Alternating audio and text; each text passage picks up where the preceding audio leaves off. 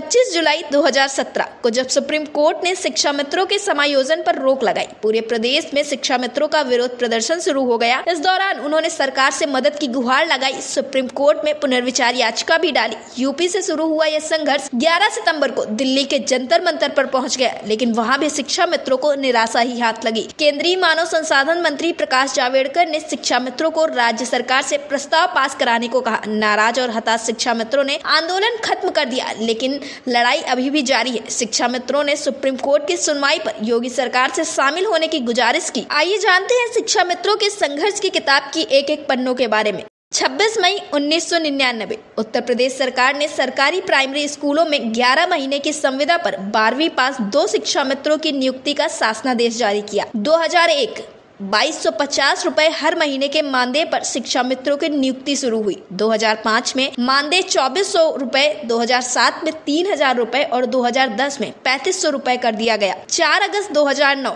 शिक्षा का अधिकार कानून लागू हुआ। इसके अनुसार कक्षा 1 से 8 से अप्रशिक्षित शिक्षक स्कूलों में नहीं पढ़ा सकते थे। 2 जून 2010 यूपी में शिक्षा मित्रों पर कोर्ट द्वारा नियुक्ति पर रोक लगाई गई। 11 जुलाई 2011 तत्कालीन बसपा सरकार ने 2.25 लाख शिक्षा मित्रों को बीटीसी का 2 वर्षीय प्रशिक्षण देने का फैसला किया। 19 जून 2014 तत्कालीन सपा सरकार ने नियमों की अनदेखी करके पहले चरण में प्रशिक्षित 58,000 शिक्षा मित्रों का सहायक अध्यापक के पद पर समायोजन करके वेतन 30,000 से ज्यादा किया। फिर आता है 8 अप्रैल 2015 सपा सरकार ने दूसरे चरण में प्रशिक्षित लगभग 90,000 शिक्षा मित्रों का समायोजन कराया।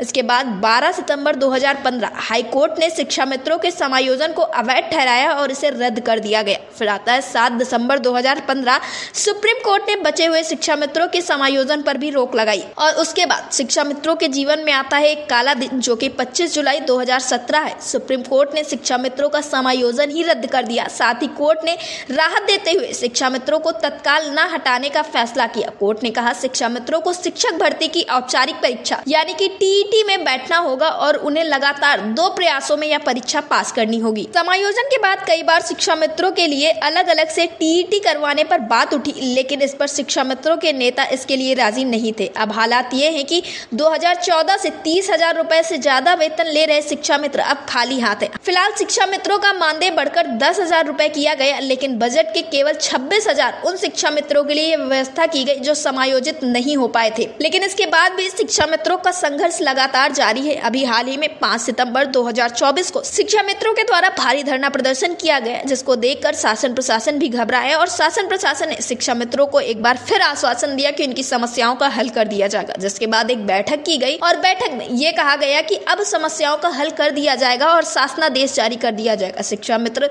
सरकार की तरफ टकटकी लगाए देख रहे हैं, आशा भरी नजरों से सरकार को पुकार रहे हैं, लेकिन फिर भी सरकार ने एक बार फिर से कह दिया कि अब उपचुनाव के बाद इस प्रक्रिया को शुरू किया जाएगा। यानी बार बार शिक्षा मित्रों को आश्वासन पर आश्वासन मिला। और बात करें अगर 25 जुलाई 2017 से लेकर आज तक की, तो ये शिक्षा मित्र लगातार संघर्ष करते आए। आंदोलन किया गया, पैरवी की गई सरकार की, रैलियां की गई, यहाँ तक कि शासन प्रशासन से बार बार ज्ञापन पत्र भी दिया गया, लेकिन अभी तक इन शिक्षा मित्रों के हाथ बिल्कुल भी खाली नजर आ रहे हैं। बस इन्हें बार बार आश्वासन दे दिया जाता है, कभी चुनाव के बाद होगा, तो कभी इसके बाद होगा, कभी बैठक के बाद होगा, लेकिन अभी तक ये शिक्षा मित्रों के हाथों कुछ नहीं लगा। इस वजह से न जाने कितने शिक्षा मित्रों ने अपनी जीवन लीला को भी समाप्त कर लिया, क्योंकि आर्थिक तंगी से ये सभी शिक्षा मित्र जूझ रहे हैं। और अब फिलहाल ये कहा गया है कि उपचुनाव है, उपचुनाव के बाद समस्याओं का हल कर दिया जाएगा, प्रक्रिया शुरू कर दी जाएगी। और इस बार ये वादा प्रदेश के मुखिया योगी आदित्यनाथ ने स्वयं किया है। तो अब ये देखना काफी ज्यादा जरूरी होने वाला है कि क्या 2025 में जब ये शिक्षा मित्र प्रवेश करेंगे तो नई खुशियों के साथ, नए उजाले के साथ प्रवेश करेंगे, या फिर इन्हें फिर एक बार आश्वासन दे दिया जाएगा। डेस्क रिपोर्ट, अटल टीवी।